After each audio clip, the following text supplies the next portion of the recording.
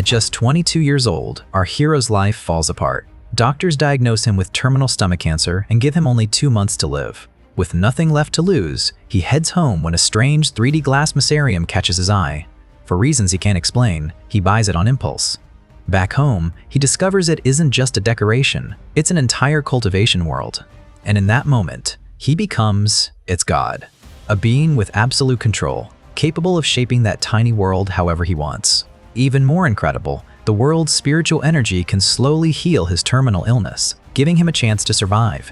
A single decision can raise an ordinary villager to royalty or change countless lives. But the real question is, will he use his divine power to build a better world? Or will he become its greatest threat? Well, the story begins at the hospital, where the hero receives the devastating diagnosis, terminal stomach cancer with only 2 months left to live.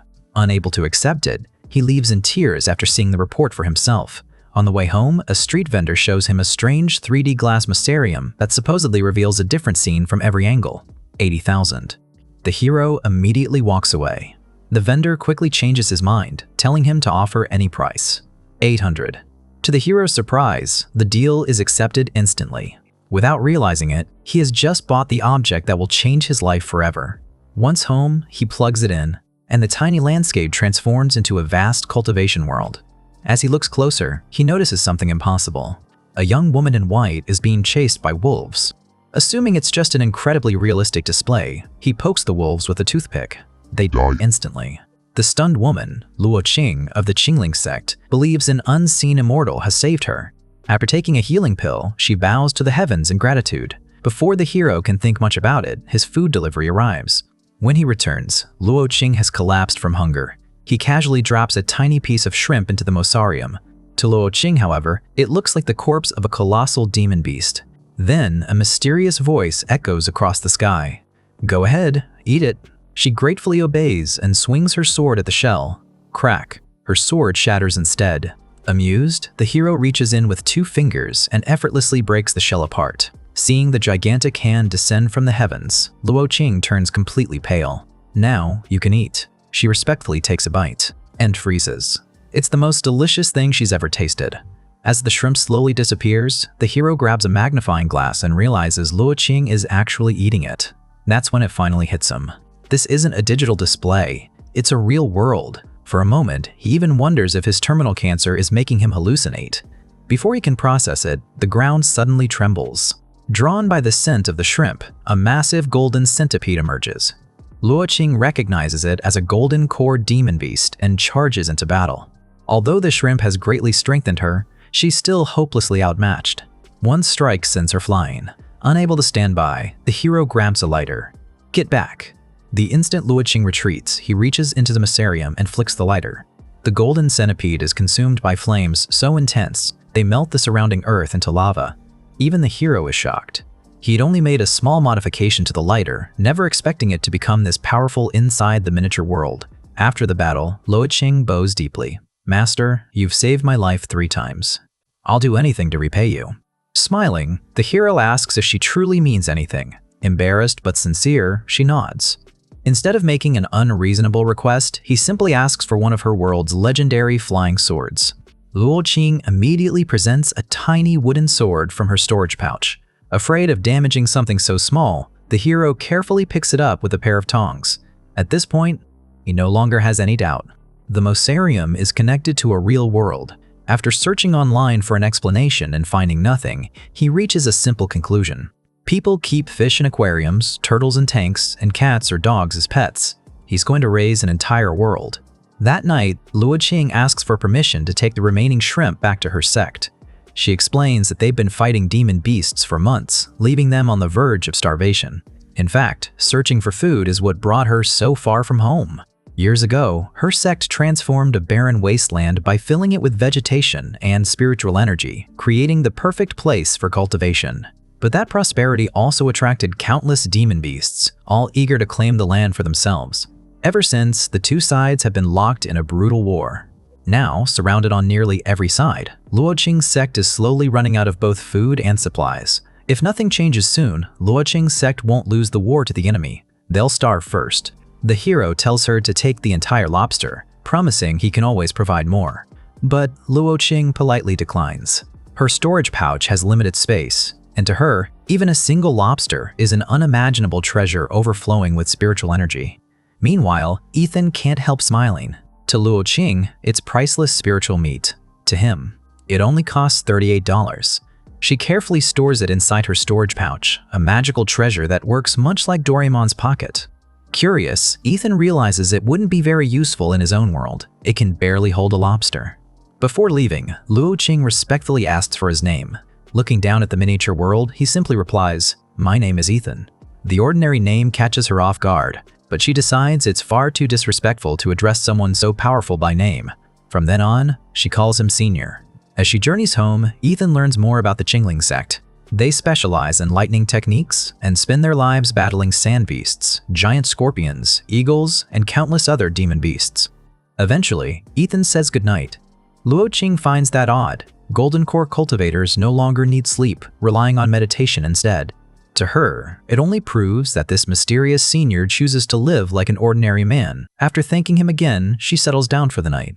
Seeing her sleeping in the open, Ethan worries she'll get cold, so he places a small toy house inside the mausoleum to give her shelter before heading to bed himself. That night, the tiny wooden flying sword reveals its true form, transforming into a massive spiritual weapon. Elsewhere, the demon beast leaders gather to discuss the war. A furious bison demon argues that attacking the humans was a terrible mistake. Their own supplies are running low, and even victory may not be worth the cost. Another demon believes they're fighting over a spiritual energy mine beneath the Qingling sect, but the snake demon immediately dismisses the idea. The mine contains little more than low-grade spirit stones and worthless black rocks. No one can understand why this war even began. Then the Wolf King finally reveals the truth. He never wanted this conflict. Someone forced him into it. At that moment, a mysterious figure in a black hooded robe appears. Wolf King. Why hasn't the Qingling sect been destroyed yet? The Wolf King explains that the sect's protective barrier is far stronger than expected, making a direct assault nearly impossible. The man in the black robe scoffs at their excuses. "You simply don't want to do what I asked." The demon beasts immediately deny it, insisting the Qingling sect will fight to the last and never surrender. The Wolf King hates every moment of this. He knows the humans are using the demon beasts to wipe out their enemies while keeping their own hands clean. But with the hooded man being a nascent soul cultivator, they have no choice but to obey. Seeing their reluctance, the hooded man makes a promise. "This time, I'll destroy the sect's barrier myself." The Wolf King explains that the Qingling sect is already surrounded, with only one disciple escaping. He had sent his best wolf scouts after her, and by now, they should have finished the job. The hooded man pulls out a portrait. Was it this girl? The Wolf King immediately recognizes Luo Qing. Before he can answer, a panicked wolf scout rushes into camp. "My lord, the scout we sent after her is dead." The hooded man's expression darkens as he grabs the scout by the throat. "So, she escaped?" The scout hurriedly shakes his head. "No, she's already on her way back to the Qingling sect." The Wolf King offers to intercept her himself, but the hooded man refuses. "No, let her return. I need her alive." Confused, the Wolf King asks what they'll do if she brings reinforcements. The hooded man simply smiles. "It doesn't matter who comes. No one in this world can challenge the Daozong sect." Those words leave the Wolf King speechless. The Daozong sect is the strongest righteous sect in the Central Plains. Compared to them, the Qingling sect is nothing. He can't understand why such a powerful force would target a sect so insignificant. The next morning, Ethan wakes to an incredible surprise. The tiny wooden flying sword has transformed into a genuine spirit sword. The moment he picks it up, spiritual energy begins flowing into his body, slowly healing his terminal illness. For the first time since his diagnosis, he sees hope. If treasures from the cultivation world can cure him, maybe he doesn't have to die after all. As he focuses, he feels his own spiritual energy resonate with the blade. At the same time, he activates the mausoleum. Inside, Luo Qing has just woken up. Smiling at the small plastic house Ethan left behind, she realizes it kept her warm throughout the night. She wishes she could take it with her. But her storage pouch is already full. Luo Qing thanks Ethan once more before leaving. Smiling, he tells her that if she likes the little house, he'll build even more for her someday. After saying goodbye, Ethan tries changing the mausoleum scenery, only to discover he can't. Instead, the world automatically follows Luo Qing wherever she goes. It quickly becomes clear that the entire miniature world is somehow linked to her. Curious, Ethan returns to the market where he bought the mausoleum. The stall has vanished. A nearby vegetable vendor reveals the truth. The old merchant had been a grave robber, while his son stole valuables from tombs and had sold them as antiques. But after the son died of a heart attack during a robbery, the entire operation was exposed. Surprisingly, every antique they sold turned out to be genuine, so the police began tracking down previous buyers. Fortunately, everyone believed Ethan's glass mosarium was nothing more than a worthless fake, so the police never came looking for him. The only thing he lost was the $800 he paid for it. As for the old merchant, he later suffered a stroke in jail and died. Still processing everything, Ethan receives a call from Tank, a friend of his cousin who once helped him find a job. After hearing Ethan quit, Tank offers to confront the company for him. Ethan refuses. He knows the real reason he was fired was his terminal illness. His manager even kept the truth from him and withheld his final month's salary. But with only 2 months left to live, none of it matters anymore. Instead, Tank invites Ethan to Ming Mountain, where he's temporarily living as a monk. That afternoon, Ethan makes the trip. Despite the pouring rain, he climbs the endless mountain steps with surprising ease, leaving the exhausted hikers around him staring in disbelief. Ever since obtaining the spirit sword, his strength and stamina have increased dramatically. He even uses it as a walking stick while effortlessly making the climb. By now, Ethan is certain that spiritual energy is transforming his body, and if it can do that, maybe it can cure his cancer. Eventually, he reaches the temple at the summit, where Tank has been waiting. There, Ethan learns that Tank has struggled with uncontrollable anger since childhood. Hoping a peaceful life would change him, his wealthy family sent him to live as a monk. Tank proudly shows Ethan an official certificate, revealing he's now a certified Taoist. Ethan can't help laughing. He never imagined becoming a Taoist required paperwork. After chatting for a while, Ethan slips into the forest that night and draws the spirit sword. Ever since he was a child, he dreamed of flying. Now, he finally has the chance. His first few attempts end in repeated crashes, but after hours of practice, everything suddenly clicks. Moments later, Ethan is soaring through the night sky. Laughing with excitement, he realizes flying the sword feels surprisingly similar to riding a bicycle. As he climbs above the clouds, nearby hikers notice him and quickly pull out their phones to record the impossible sight. Higher and higher he flies, until a passenger plane passes nearby. Ethan casually waves at a little girl by the window. She happily waves back and tells her mother she just saw someone flying outside. Her mother laughs it off as a bird, but several other passengers catch the same glimpse and are left staring in stunned silence. Late that night, Ethan finally returns home exhausted. Flying the spirit sword drains far more spiritual energy than he expected. Before going to sleep, he activates the mosarium once again. Meanwhile, Luo Qing finally returns to the Qingling sect. Her fellow disciples rush over in relief. They admit that if she hadn't returned today, the sect's protective barrier would have collapsed. Their supplies are completely exhausted. The sect elders soon arrive, eager to see whether she managed to bring back anything that could save them. At that moment, Bai Ling, the sect master, and Luo Qing's master, quietly leads her into a private room before raising a protective barrier. Unable to hide her frustration, Bai Ling demands to know why she came back. She reveals that sending Luo Qing away was never about gathering supplies. It was her final attempt to ensure at least one disciple survived after the sect's inevitable fall. Now, with almost no resources remaining, the barrier won't even last another day. Fighting back tears, Bai Ling believes they'll die alongside the Qingling sect, leaving her unable to fulfill the promise she once made to her own master. Luo Qing quickly interrupts her. "Master, I didn't come back empty-handed. I brought resources and met a powerful senior who may be willing to help us." Although she isn't sure Ethan will actually come, she wants to give her master a reason to keep fighting. Still skeptical, Bai Ling asks to see the supplies. Luo Qing explains there isn't enough space indoors, so everyone heads outside. After clearing the area, she opens her storage pouch. The next instant, a gigantic lobster claw crashes onto the ground. Everyone falls silent. Neither the elders nor the disciples have ever seen such an enormous creature. Some believe it came from a terrifying demon beast deep within the Calamity Sea. Others can't even imagine where Luo Qing found something like it. Luo Qing tells everyone everything that happened, from meeting Ethan to receiving the giant lobster. After hearing her story, the elders become convinced she encountered an extraordinarily powerful cultivator, most likely someone who controls lightning or fire. After all, ordinary flames could never cook the flesh of such an enormous demon beast. Only Bai Ling remains cautious. She reminds everyone that nothing in the cultivation world comes without a price. Anyone capable of giving away treasures like these must have a reason. Luo Qing quickly explains that she already repaid Ethan with her flying sword. One elder immediately asks if she can invite this mysterious senior to the Qingling sect. If someone that powerful is willing to help, they may still have a chance to survive. The others aren't convinced. Because Luo Qing is still inexperienced, they assume she simply overestimated Ethan. At best, they believe he's only a golden core cultivator. No matter how hard she tries to explain, no one believes her. Watching from above, Ethan can't help feeling a little annoyed. These people were astonished by nothing more than a lobster claw, yet they still underestimated him. Even so, seeing the sect's desperate situation quickly changes his mind.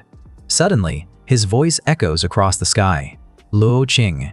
Everyone instinctively looks up as dark clouds gather overhead. For the first time, the entire Qingling sect hears the mysterious senior speak. Is there anything else you need? Bailing hesitates. She knows every powerful treasure comes with a price. But with the sect's barrier on the verge of collapse, they have no choice. Respectfully, she bows. Senior, if possible, could you grant us the 5 Thunder Annihilation Formation? With enough lightning energy, it can sustain a protective barrier for thousands of years.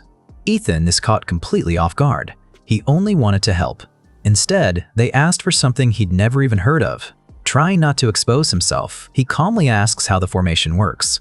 Luo Qing explains that it requires a special stone capable of storing an enormous amount of lightning energy to continuously power the barrier. That's when Ethan gets an idea. He removes the tiny button battery from a digital thermometer and drops it into the mossarium. Everyone below stares at the strange object in confusion, but the instant Bailing examines it with her spiritual sense, her expression changes. The tiny battery contains an astonishing amount of lightning energy. Barely able to contain her excitement, she bows once again. Senior, this treasure alone is enough to completely restore our protective formation. Relieved, Ethan silently congratulates himself for choosing such a small battery. Anything larger might have been too powerful for them to handle. Using her spiritual energy, Bailing raises the button battery into the air. The next instant, the Qingling sect's protective barrier blazes back to full strength. Bailing is left speechless. She never expected the mysterious senior to help them so generously.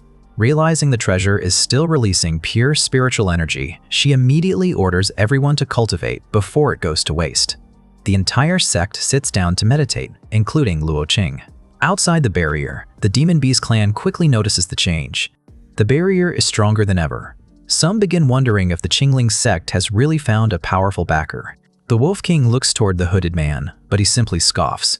It's a bluff. Even if they restored it, I'll destroy it myself. Hours later, Luo Qing is the first to finish cultivating. The improvement is immediate. Her body has grown dramatically stronger. Soon, the other disciples awaken as well, gratefully thanking the mysterious senior. But when Bailing opens her eyes, she freezes. Luo Qing has reached Qi Refining level 14. The elders are stunned. Qi Refining should only have 10 levels.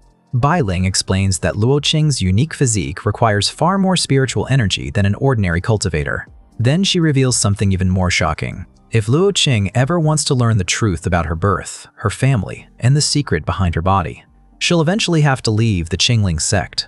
Before Bailing can continue, everyone's attention shifts to the sky. The hooded man has arrived. Watching from above, Ethan realizes the real battle is about to begin. He immediately searches his house for anything that can be used as a weapon. Meanwhile, Bailing finally recognizes the intruder. Seventh Elder? I'm impressed you still remember me. Then his expression turns ice cold. Hand over Luo Qing, and I'll grant everyone here a quick death. Bailing doesn't flinch. Is this your decision? Or the Daozong sects? The seventh elder answers with silence and slashes at the barrier. The supposedly indestructible formation shatters in a single strike. The violent backlash hurls Bailing to the ground, leaving her badly injured. A heartbeat later, the seventh elder lands inside the sect. Panic erupts. The elders immediately turn to Luo Qing. Quick, call the senior from the heavens. He's our only hope. Luo Qing hesitates. She already feels she's asked far too much of the mysterious Sky Elder. The moment the seventh elder hears that title, he laughs. Sky Elder? What an arrogant name. I'm curious to see who dares challenge an elder of the Daozong sect. Meanwhile, Ethan finishes preparing for battle. This time, he grabs a compact laser device and a mini flamethrower. On the battlefield, the badly injured Bailing silently blames herself for failing to protect Luo Qing. Her only wish now is that the heavens somehow give her disciple a chance to survive. Far away, on a lonely mountain peak, an old man crushes his teacup after hearing shocking news. Luo Qing is my granddaughter? Filled with regret, he realizes he failed both her and her mother. He refuses to make that mistake again. The woman beside him reports that the fourth elder is already watching the battle. If the seventh elder attacks Luo Qing, he'll intervene immediately. Only then is the old man's identity revealed. He's the patriarch of the Daozong sect, one of the strongest cultivators alive. Privately, he vows that Luo Qing must never fall into the hands of Supreme Elder Lu Yang. Her legendary innate Dao bone is valuable enough to determine the future of the entire Daozong sect. It's also revealed that Lu Yang has spent years building support against the patriarch, with more than half the sect already standing on his side. This war was never just about the Qingling sect. It's part of a much larger struggle for control of the Daozong sect. The woman adds that the fourth elder sensed an invisible force protecting Luo Qing, as though a giant hand from the heavens were watching over her. The patriarch cuts her off. I don't care who it is. Bring my granddaughter back safely, and eliminate anyone who gets in your way. Moments later, the fourth elder receives the order. Back at the Qingling sect, the lightning stored inside the button battery suddenly erupts, striking the seventh elder head-on. The explosion shakes the entire battlefield. Even Ethan is stunned. He never imagined such a tiny battery could contain that much power. But when the smoke clears, the seventh elder slowly stands back up, smiling. You really think that's enough to stop me? And pulls out a crimson box. The moment he activates it, every demon beast outside the sect begins tearing into its own flesh. One after another, they enter a berserk state before collapsing. Their life force and spiritual energy completely absorbed by the seventh elder. Within moments, his cultivation surges to an entirely new level. He then rips the button battery out of the protective formation and tosses it aside. Looking down at everyone below, he laughs. Now you understand. None of you can stand against me. The surviving elders rush to Bailing's side as panic spreads through the Qingling sect. Barely able to stand, she gives one final order. Ask the Sky Elder for help, or none of us will survive. The next instant, a crimson beam descends from the heavens. The seventh elder desperately tries to dodge it, but the laser engulfs him in flames. Even Ethan is stunned. He never expected such a tiny laser device to unleash this much power. Satisfied that the greatest threat is gone, he tells the sect to handle the rest themselves. With the battle over, the Wolf King and the surviving demon beasts cautiously step forward. Lowering his head, the Wolf King admits they were never humanity's true enemies. They fought only because the seventh elder forced them to. Like the humans, they lost countless friends and family in the war. If anyone deserves punishment, it's him alone. Bailing calmly shakes her head. That decision isn't ours to make. Only the Sky Elder can judge you. As everyone looks toward the heavens, Ethan quietly considers their fate. He realizes the demon beasts were victims of this war just as much as the humans. Finally, he delivers his judgment. First, the demon beasts must rebuild everything they destroyed. Then, they must help the Qingling sect recover. Once that's done, they're free to leave. As for the Wolf King, if he wishes, Ethan is even willing to help him grow stronger. The Wolf King blinks in confusion. What do you mean? Help me? Luo Qing smiles. Think of how humans keep dogs. You'd be something like that. The Wolf King is instantly offended. Then, a gigantic chicken leg falls from the sky. Everyone freezes. Luo Qing smiles again. The Sky Elder rewards those who serve him. You'll never go hungry. The Wolf King stares at the enormous piece of meat. A few seconds later, his entire attitude changes. So, I really am a dog. Without another complaint, he happily starts barking before devouring the feast.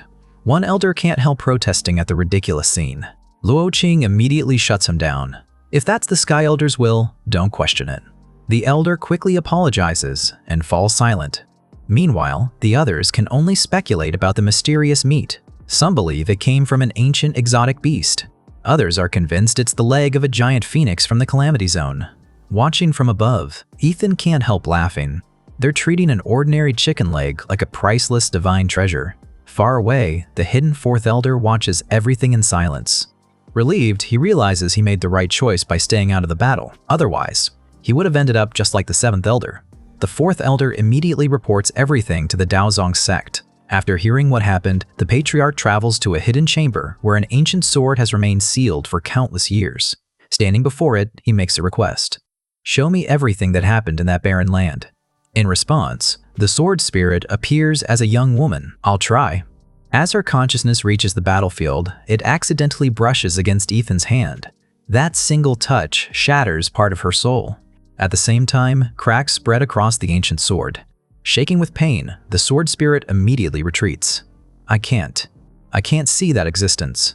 If she had lingered any longer, she believes her soul would have been trapped there forever. With no other choice, the patriarch quietly leaves. Meanwhile, Ethan only notices that something tiny bumped into his hand. He has no idea what just happened. Over the next few days, Ethan continues sending food into the miniature world. Before long, both the Qingling sect and the demon beasts begin treating every word from the Skylord as absolute truth. One young demon beast excitedly declares that when it grows up, it wants to become the Skylord's mount. Luo Qing laughs. If you want to carry the Skylord, one of your wings will have to be bigger than that chicken leg. The little beast eagerly nods, taking her words completely seriously. The Wolf King reaches the same conclusion. Whether he's called a wolf or a dog no longer matters. Serving the Skylord means his clan will finally be safe, and his children will never go hungry again. To show his gratitude, he presents Ethan with a storage pouch, which Ethan carefully retrieves using a pair of tongs. Then, the Wolf King offers one final gift. A mysterious egg passed down through his family for generations. Legend claims it's a dragon egg. Though no one knows if that's true, Ethan accepts it anyway. Inspired by everything that's happened, one elder proposes an alliance between the humans and the demon beasts, pointing out that the Skylord protected both sides equally. Bailing readily agrees. From that day forward, peace slowly returns. Each night, the Skylord tells stories from above while humans and demon beasts gather together to listen. One day, Bailing asks Luo Qing a simple question. Do you know who the Skylord really is? Luo Qing shakes her head. After a long silence, Bailing shares her own theory. She believes the Skylord may actually be an immortal. According to legend, anyone who reaches the immortal realm leaves the mortal world forever. Perhaps the Skylord was somehow forced to return, and is now searching for a way back. But whatever the truth is, Bailing warns Luo Qing of one thing. Whenever an immortal interferes with the mortal world, they suffer karma backlash. The more the Skylord helps them, the greater the price he may be paying. Bailing looks at Luo Qing with a serious expression. The Skylord isn't helping the Qingling sect. He's helping you. She finally reveals the truth she's hidden for years. Luo Qing was born with the legendary innate Dao bone, a rare physique with limitless cultivation potential. Given enough resources, she'll advance far faster than any ordinary cultivator. One day, she may even become an immortal. That's why Bailing urges her to become strong enough to repay the Skylord's kindness instead of relying on him forever. Every time an immortal interferes with the mortal world, they suffer karma backlash. If the burden grows too great, it can even cost them their life. Hearing that, Luo Qing's eyes fill with tears. She vows to cultivate with everything she has so the Skylord's sacrifices are never in vain. Bailing then reveals an even greater secret. The patriarch of the Daozong sect is Luo Qing's grandfather.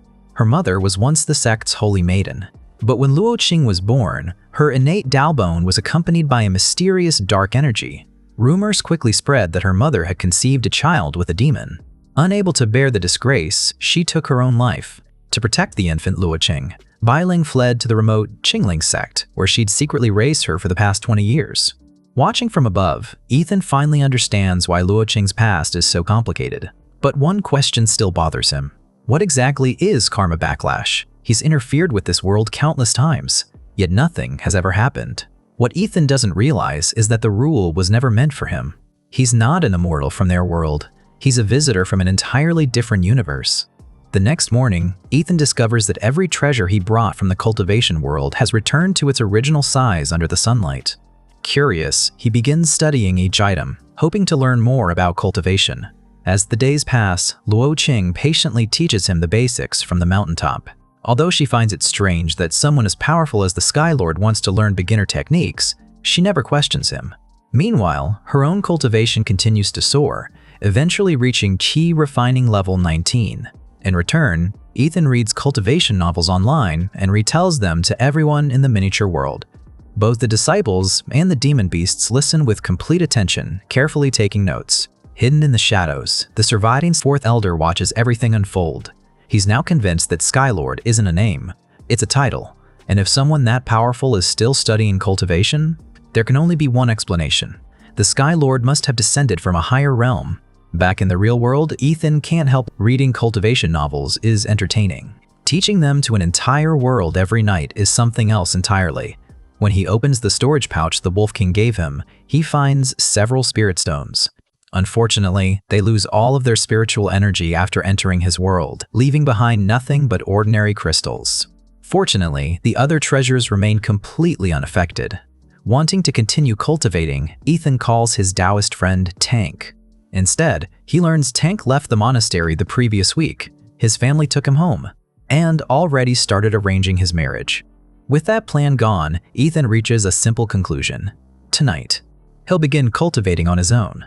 That night, Ethan heads deep into the forest carrying a small crystal from his storage pouch. It's the Xuan Essence Crystal, a treasure Bai Ling once obtained from the Calamity Zone. Even someone born without a spiritual root can use it to begin cultivating. Without hesitation, Ethan crushes the crystal. A surge of spiritual energy floods his body. Following the cultivation manual Luo Qing gave him, he guides the energy through his meridians until his spiritual power fully awakens. He then summons all 7 spirit swords, infusing each one with his own spiritual energy and claiming them as his. At that moment, dark storm clouds gather overhead. Lightning tears across the sky.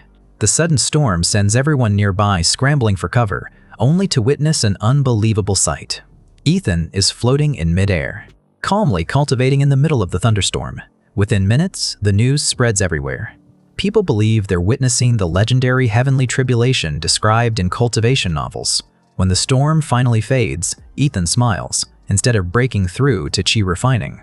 He skipped it entirely and entered the Foundation establishment realm. He no longer needs a flying sword to soar through the sky. Back home, Ethan stores away the 7 spirit swords and discovers another surprise. The 7 blades share a single spiritual link. If one is damaged, the other 6 compensate for the loss, making the entire set far stronger than any individual sword. His attention then turns to the mysterious dragon egg. Deciding it's finally time to hatch it, he orders an incubator online. Meanwhile, Luo Qing also breaks through to the Foundation establishment realm under Bai Ling's guidance.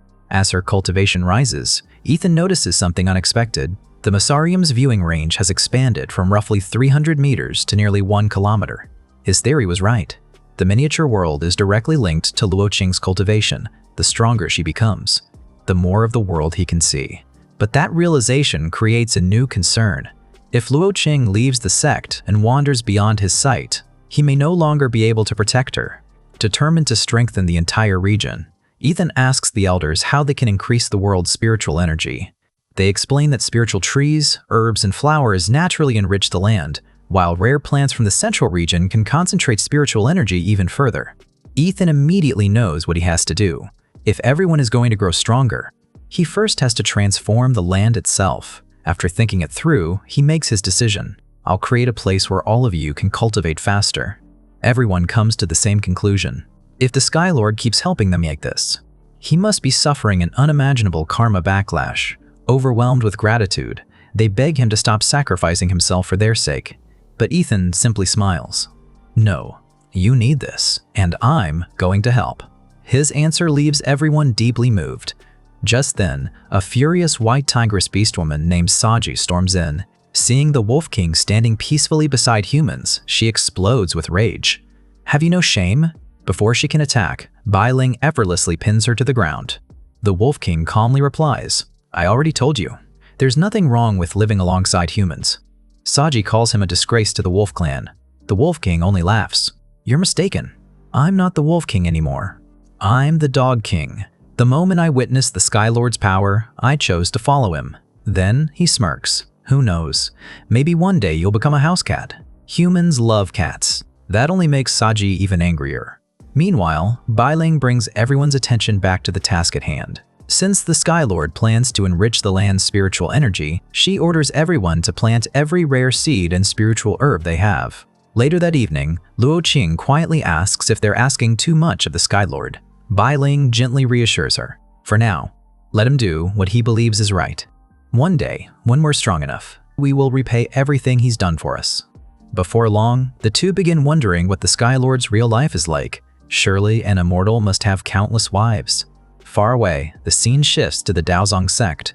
Crimson lightning fills the sky as the Supreme Elder attempts another breakthrough. Everyone watches in anticipation, but he fails. He crashes back to the ground before calmly healing himself with his own cultivation. An elder immediately approaches. His first question is simple. Where is Luo Yang? The elder reports that Luo Yang is being held by the regulation hall. The answer darkens the Supreme Elder's expression. It's finally revealed that he has been relying on demonic power to force his breakthroughs. When another elder questions his methods, he shows no remorse. If you want to achieve something great, and that's exactly what I've done. The disturbance within the soul-severing abyss has grown even worse. Its dark power is corrupting more cultivators by the day, and if nothing changes, it could become a disaster for all humanity. According to him, there's only one solution. Luo Qing must be sacrificed. Only then can the calamity be contained. He volunteers to persuade Bai Ling, insisting that sacrificing one life to save millions is the only logical choice. Another elder agrees. If persuasion fails, he'll send the Demon King, Yuan Kong, to destroy the Qingling sect and bring Luo Qing back by force. The sect is given one final ultimatum: 3 days. Meanwhile, Ethan buys a powerful plant growth solution in the real world. After mixing it with water and filling a spray bottle, he calls down to everyone below. Get ready. It's about to rain. Everyone is baffled. The barren land hasn't seen rain in 300 years. How could it possibly rain now? Moments later, droplets begin falling from the sky. Watching the miracle unfold, Bai Ling becomes convinced the Sky Lord isn't summoning clouds. He's creating rain through sheer divine power. In reality, Ethan is just spraying water from a bottle. Within minutes, the seeds begin to sprout. Trees that should take decades, even centuries, to mature rapidly transform the wasteland into a thriving forest. Even Ethan is caught off guard. He never expected an ordinary plant growth solution to become this powerful inside the cultivation world. Just then, his phone alerts him that the incubator for the dragon egg has arrived. Leaving the Masarium behind, he heads out to pick it up. Meanwhile, Bai Ling grows even more convinced that the Sky Lord is helping the Qingling sect because of Luo Qing. Elsewhere, the Wolf King makes one last attempt to persuade Saji. He reminds her that the Sky Lord treats humans and demon beasts alike, rewarding anyone willing to let go of their pride. Saji refuses. Her kingdom may have fallen, but she refuses to remain weak forever. One day, she'll reclaim her strength and make the Wolf King pay. Without another word, the Wolf King pulls out a piece of meat overflowing with spiritual energy. The aroma alone leaves Saji speechless. Smiling, he makes her an offer. 1 meow. That's all it'll cost. Saji falls silent. Even in the Demon Kingdom, she'd never seen meat this precious. The Wolf King smirks. No meow, no meat. After a long struggle, Saji thinks of her starving people. If swallowing her pride can save them, then it's a price she's willing to pay. She quietly leads the Wolf King somewhere private, takes a deep breath, and whispers, "Meow." The Wolf King smiles, louder. Closing her eyes in embarrassment, Saji shouts, "Meow." Keeping his promise, the Wolf King hands over the meat and walks away. As Saji eats in silence, tears roll down her face. To everyone else, it was only a piece of meat. But to her, it was the price she chose to pay to keep her people alive. Watching from above, Bai Ling and Luo Qing scold the Wolf King for forcing Saji into such an embarrassing situation. Even so, they agree to let Saji and the remaining Tiger clan live under the Sky Lord's protection. Meanwhile, Ethan places the dragon egg into its new incubator and sets the temperature. Just then, Luo Qing calls out to him. The Dog King has brought someone who also wishes to serve the Sky Lord. "A cat?" Ethan asks. The enormous white tigress immediately lowers herself and lets out a timid meow. Ethan stares at her for a second. "That's the biggest cat I've ever seen." Without another thought, he accepts her. Since everyone already has more food than they can eat, he simply tells them to share the leftovers with Saji. Relieved, she realizes there's no shame in serving someone as powerful as the Sky Lord. To celebrate, Ethan drops a huge frozen fish from his refrigerator into the Masarium. The gigantic fish leaves everyone speechless. Saji's entire tiger clan rushes over in excitement, and before long, they're laughing that they're no longer tigers. They're all cats now. For the first time, humans and demon beasts truly begin living together in peace. As time passes, Saji shares her story. Her father, the Tiger Lord, died during a great war in the north. Her mother vanished years ago, while a ruthless demon king seized control of their homeland. Unable to challenge someone so powerful, Saji led the surviving members of her clan south in search of refuge. Even if every clan united, she believes they still wouldn't stand a chance against him. After transforming into her human form, she reveals herself to be a beautiful young woman. Moved by her story, Bai Ling promises that when the time comes, the Qingling sect will help her reclaim her homeland. Remembering her father's final wish to preserve the Tiger Clan, Saji's grandmother presents the Sky Lord with their last remaining treasure. Inside are several red pills, rare medicines that greatly strengthen the body. It's the most valuable possession their clan has left. She also offers several spirit fruits. When Ethan receives them, he discovers the spirit fruits lose all of their spiritual energy after entering his world. The red pills, however, remain perfectly effective. Without hesitation, Ethan swallows one. An intense heat spreads through his body. Every bone and muscle feels as though it's being burned from the inside out. Fortunately, the agony soon passes. When it's over, Ethan feels stronger than ever. His physique is noticeably refined, his skin becomes clearer, and he even looks several years younger. That newfound strength only reinforces one realization. If another attack happens while he's away, no one in the miniature world will survive. Determined to strengthen their defenses, Ethan heads into town the very next day and buys a large supply of button batteries. After buying the button batteries, Ethan notices a pair of small toy swords on display. When he asks about them, the shopkeeper explains they're secondhand, so they're incredibly cheap. Ethan buys both without hesitation. On his way home, he runs into an old friend carrying a decorative missarium. Needing money, the friend offers to sell it at half price. Curious, Ethan takes a look inside.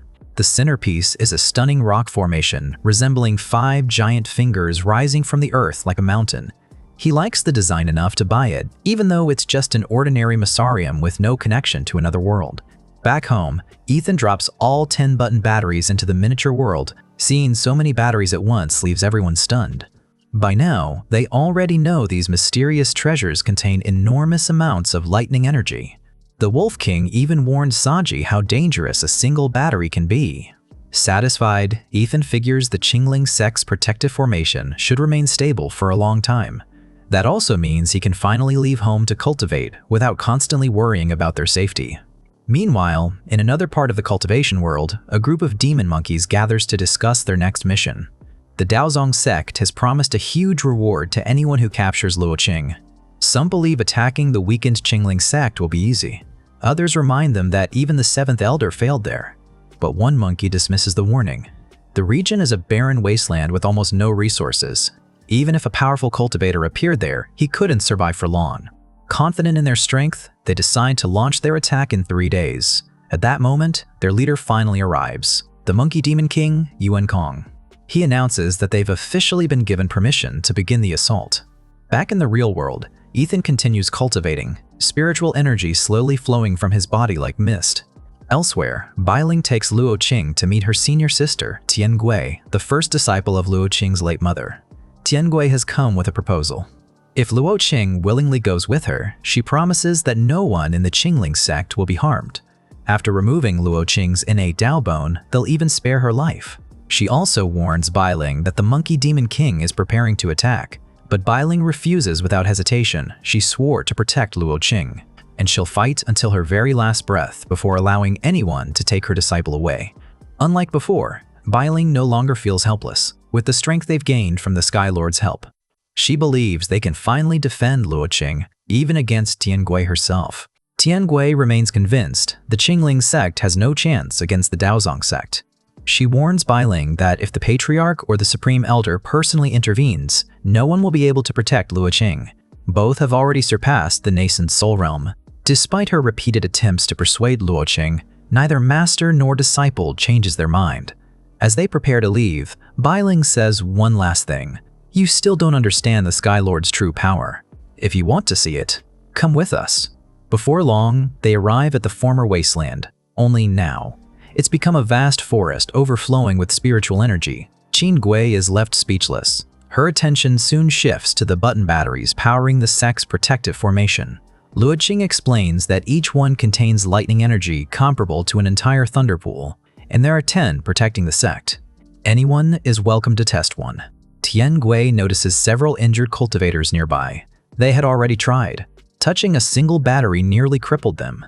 Only then does she realize the Sky Lord's power is beyond anything she imagined. Just then, she notices the 4th elder quietly cultivating beside the barrier, calmly absorbing its lightning energy. Smiling, he admits he no longer has any desire to return to the Daozong sect. As long as the Sky Lord is here, he has nothing to fear. Whether it's the Monkey Demon King or anyone else, no one can challenge him. With that, he simply returns to cultivating. Meanwhile, the Monkey Demon King, Yuan Kong, finally arrives with his army. Even he pauses at the sight of the lush forest covering what was once a barren wasteland. Still, he orders his troops to avoid unnecessary bloodshed. Their only target is Luo Qing. Anyone who resists should be injured, not killed. Watching through the Mosarium, Ethan sees dozens of monkey demons charging the protective barrier. The weaker ones can't even get close. Each attempt ends with them being blasted back by the lightning. Then, the ground suddenly begins to tremble. A gigantic wooden staff bursts from the earth and flies into Yuan Kong's hand. With a single devastating swing, he smashes the protective formation apart. The impact sends several button batteries flying across the battlefield. Watching from above, Ethan is surprised by the Monkey Demon King's strength. The giant staff instantly reminds him of Sun Wukong. Below, Yuan Kong raises his voice. "I have no grudge against any of you. Hand over Luo Qing, and I'll leave peacefully. I'd also like to meet the one who defeated the Seventh Elder." Before anyone can answer, a golden rope suddenly binds him in place. Bai Ling and the Fourth Elder immediately seize the opportunity, attacking from both sides. Yuan Kong looks genuinely surprised. So, there really are nascent soul cultivators here. Then he smiles. "Unfortunately, my realm is higher." With a single burst of power, he sends them both flying. "I'll admit it, your teamwork was impressive, but it won't be enough." Seeing an opening, Tiangui grabs Luo Qing and tries to escape. Yuan Kong roars, "I already warned you. Luo Qing isn't leaving." He drops into a cultivation stance and absorbs a mysterious yellow crystal. His spiritual energy erupts. A colossal Monkey King Dharma body rises behind him as he charges straight toward Tiangui. Watching from afar, the Daozong sect elders confidently declare the battle over. No one should be able to stop a peak nascent soul cultivator. Then, the sky goes dark. From Ethan's perspective, he's simply placing his newly purchased five-finger mountain model into the Mosarium. To everyone below, a colossal mountain descends from the heavens. It crashes directly onto Yuan Kong. Silence fills the battlefield. Meanwhile, Ethan casually takes out his phone.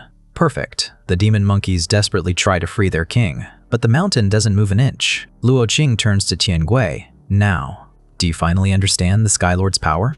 This time, Tiangui can only nod. Meanwhile, Bai Ling is taken away to recover from her injuries. The Fourth Elder can't help laughing. He picked the wrong battle and ended up buried beneath a mountain. Realizing they have no hope of winning, the remaining monkey demons immediately kneel. They swear never to invade the region again and promise to obey any command from the Sky Lord. Watching them, Ethan doesn't see terrifying monsters. To him, they're no more dangerous than ants. Since they haven't caused any irreversible harm, he decides to spare them. Through Luo Qing, he gives them one condition: help rebuild everything they destroyed, and Yuan Kong will be set free. The Monkey Clan agrees without hesitation. Soon afterward, the Five-Finger Mountain is lifted. Yuan Kong slowly crawls out. Seeing their king alive, the Monkey Clan erupts in celebration. But Yuan Kong himself is in tears. For the first time in his life, he experienced power so overwhelming that resistance felt meaningless. He sincerely thanks the Sky Lord for sparing his life. News of the battle soon reaches the Supreme Elder of the Daozong sect. After hearing the report, he reaches a troubling conclusion. The Sky Lord isn't an ordinary cultivator. He may be an ancient being who has lived for thousands of years. Perhaps he's interested in Luo Qing's innate Dao bone, or the power hidden within the soul-severing abyss. For now, the Supreme Elder chooses diplomacy. Go. Explain why Luo Qing is so important to us. If he agrees, good. Good. If not, we'll decide our next move then. After the Elder leaves, Supreme Elder Liu Yang quietly reflects. Whoever you are, Sky Lord, I just hope you don't ruin everything I've planned. Soon, the leaders of the major righteous sects arrive. Liu Yang explains the situation, and together they prepare a massive ceiling formation capable of completely suppressing the soul-severing abyss. As the ritual begins, a towering crimson pillar covered in ancient runes rises into the sky. Meanwhile, the Daozong envoy reaches the borders of the Qingling sect. The flourishing forest and the enormous Five-Finger Mountain leave him speechless. Then he encounters the Monkey Demon King. Yuan Kong immediately complains that the Daozong sect fed them false information, dragging them into a battle they were never prepared for. The elder apologizes, insisting they never knew someone like the Sky Lord existed. But when he senses Yuan Kong's cultivation, his expression freezes. The Monkey Demon King has already broken through to the incarnation realm. He can't understand how someone that powerful was defeated so completely. Yuan Kong simply smiles. Life here has been good to me. Just then, Saji walks over and casually hands him a slice of cake. The elder is stunned. The spiritual energy inside such an ordinary dessert is purer than anything he's ever encountered. Without another word, he heads straight for the Qingling sect. Bailing meets him outside. He tries appealing to their old friendship, but she cuts him off. Get to the point. The elder finally explains why he's come. Luo Qing's innate Dao bone can permanently seal the soul-severing abyss. Then, to everyone's surprise, he drops to his knees. With folded hands, he begs them to hand Luo Qing over. She won't die. They only need to remove her Dao bone. One sacrifice. To save millions. Bailing's expression turns cold. You couldn't win by force. So now you've come to manipulate her with guilt. The elder doesn't deny it. I don't need your answer. I want Luo Qing's, after all. She's the true holy maiden of the Daozong sect. Looking directly at Luo Qing, he asks, one life or millions, what will you choose? Slowly, Luo Qing begins to hesitate. Maybe she really is the source of everyone's suffering, if she leaves willingly. Her master, her senior sister, even the Sky Lord, would no longer have to protect her. Just as her resolve begins to crumble, Tiangi suddenly steps forward and kicks the elder flying. Even then, he refuses to fight back. Instead, he continues trying to manipulate Luo Qing with his words. Then, a familiar voice echoes across the heavens. Don't listen to him. The hesitation in Luo Qing's eyes vanishes. She steps forward, declares without the slightest hesitation, as long as the Sky Lord stands with me, no one can harm me. The elder laughs before turning to leave. Call yourself the Sky Lord all you want. That doesn't make you one. You have no idea how powerful our Supreme Elder truly is. I came to give you one last chance. After he's gone, Tiangui's expression darkens. The Supreme Elder has grown stronger than ever, and most of the allied sects have already pledged their loyalty to him. At this rate, taking complete control of the Daozong sect is only a matter of time. Just then, Ethan's voice echoes from the heavens. I want to see the Daozong sect with my own eyes. Let's go to the Central Plains. After spending so long watching the same place, he's curious about the rest of their world. Luo Qing immediately relays his decision. Although Tiangui warns it could be a trap, Luo Qing refuses to back down. We can't spend our lives running. It's time to face them. Besides, the Sky Lord is with us. Meanwhile, strange changes begin sweeping across the Daozong sect. The sky turns crimson. The sect leaders announce that a demonic disaster has begun. To contain it, they activate a massive sealing formation. The barrier seals off the entire region. No one can enter. No one can leave. Watching from afar, the fourth elder immediately realizes something is wrong. Elsewhere, the envoy reports everything to Supreme Elder Lu Yang. If Luo Qing refuses to come, we'll begin without her. He then publicly announces that the time has come to seal the soul-severing abyss forever and save countless lives. The sect masters confirm that every regional formation has already been connected to the central core. Everything is ready. Meanwhile, Luo Qing, Bailing, and Tiangui discover a severely wounded old man. He's the lord of the Daozong sect. Seeing Luo Qing for the first time, he smiles despite his injuries, at least. I got to meet my granddaughter before I died. But his relief quickly turns to panic. He demands to know why Luo Qing came here. This place is far too dangerous. Run. Leave now. Then his expression suddenly changes. No, it's too late. The Heavenly Annihilation formation has already been activated. No one can escape. Everyone trapped inside has become a sacrifice. Despair fills his face as he looks at Bai Ling. You should never have brought Luo Qing here. At that very moment, chaos erupts across the city. People begin collapsing one after another.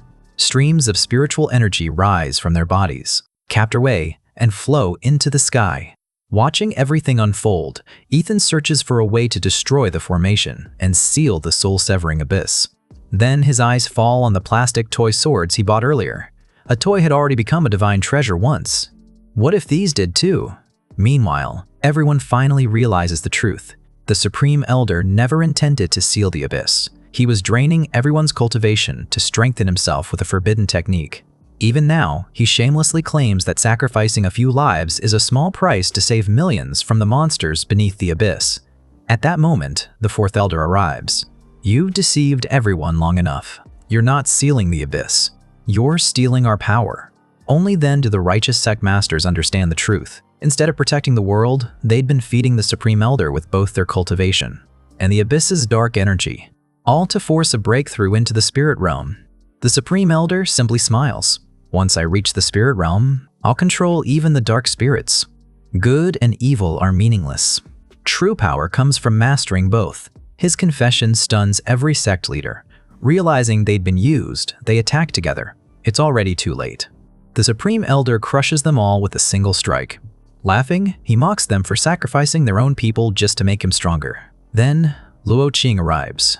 The Supreme Elder smiles. I thought you'd run. Instead, you came to me. Before he can move, Luo Qing raises a hand toward the sky.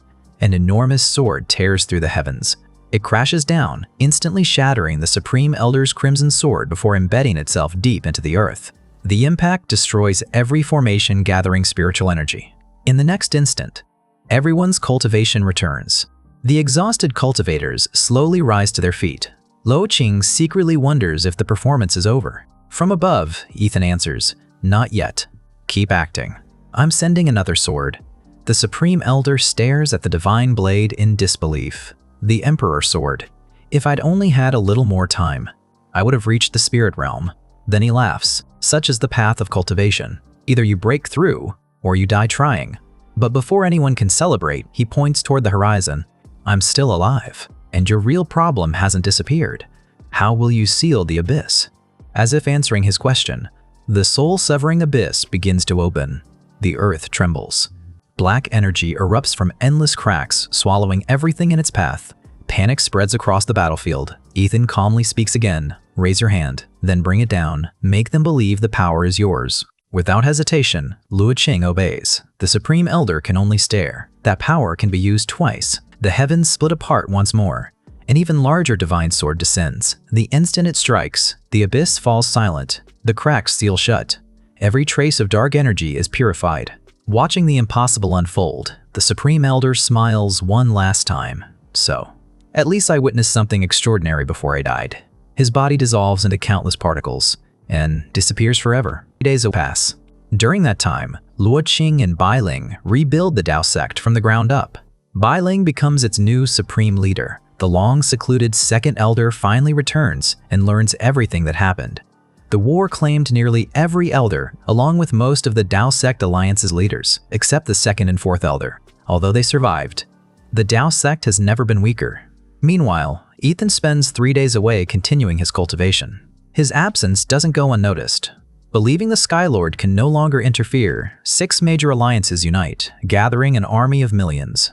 Their envoy delivers a simple ultimatum. Hand over Luo Qing. Let her marry their alliance leader, Hao Chen, and submit the Dao sect to the alliance. Otherwise, there will be war. Confident the weakened Dao sect can't resist, the alliance patiently waits for an answer. Instead, the second elder rejects the proposal without hesitation. The envoys return empty-handed. Outside the sect, millions of cultivators remain camped, awaiting the order to attack. At their center sits the alliance's leader, Hao Chen. When he hears the Dao sect refused his offer, he simply laughs. If they won't submit willingly, we'll make them. Soon afterward, Ethan finally returns. Luo Qing explains everything that happened during his absence, including the rumors claiming the Skylord could no longer protect them. Ethan rolls his eyes. So that's what they came up with while I was gone. After hearing the full story, he calmly reassures everyone. As long as I'm here, no one will touch the Dao sect. Then, he suddenly changes the subject. Oh, right. I brought everyone some chocolate. The second elder blinks in confusion. Chocolate? Do we look like children? The other elders immediately stop her. After witnessing the Skylord's miracles, none of them dare underestimate one of his gifts. Luo Qing smiles. If the Skylord calls it chocolate, I'm sure it's no ordinary snack.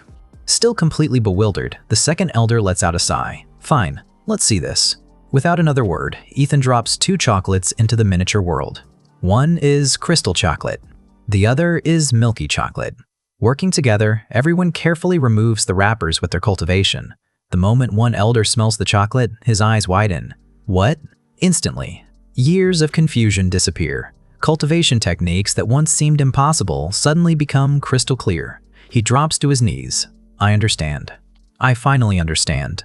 Even those who merely inhale the chocolate's aroma feel their cultivation steadily improving. The disciple immediately bows to the heavens, thanking the Sky Lord.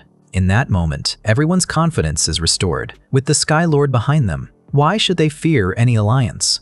The disciples answer with a deafening roar. They'll fight to the very end. Realizing how priceless the chocolates truly are, the elders decide to hide them. Luo Qing is entrusted with protecting them. From now on, they'll only be brought out once a week so everyone can cultivate using nothing but their fragrance. Watching from above, Ethan smiles. Then he remembers the remote-controlled toy car he bought for everyone. But before he gets the chance, the war begins. Hao Chen steps forward. Surrender. Kneel before me. And the Dao sect might survive. Luo Qing doesn't hesitate. Only in your dreams. Hao Chen laughs. You've become far too confident. Let me show you. Real power. Darkness engulfs his arm. Then, before anyone can react, he's already standing in front of Luo Qing. With a single strike, his hand pierces straight through her chest. The legendary innate Dao bone is ripped from her body. Luo Qing is sent flying before crashing heavily to the ground. Bai Ling's scream echoes across the battlefield. Luo Qing! Meanwhile, Ethan knows nothing. He's simply installing batteries into the toy car. But the moment he looks back at the Mosarium, he sees Bai Ling badly wounded, and Luo Qing covered in blood. Something inside him breaks. For the first time, Ethan completely loses control. A terrifying surge of spiritual power erupts from his body. Consumed by rage, he slams his fist into the Space Museum. Hao Chen, his entire alliance, raced in an instant, high above the battlefield. The innate Dao bone slowly begins to fall. But that overwhelming power comes at a price. Until it shatters completely, Ethan freezes. Holding the broken fragments in trembling hands, he can barely breathe. No, Luo Qing. Countless memories flash through his mind. He dreamed of bringing her into his world someday, showing her everything she'd never seen, celebrating New Year's together, living an ordinary life beyond the tiny world she'd always known. Now, those dreams seem destined to remain nothing more than dreams. Do you think Luo Qing is truly gone, or is there still hope that Ethan and Luo Qing will meet again? If you enjoyed the video, don't forget to leave a like, subscribe to the channel, and I'll see you in the next story. Thanks for watching. Goodbye.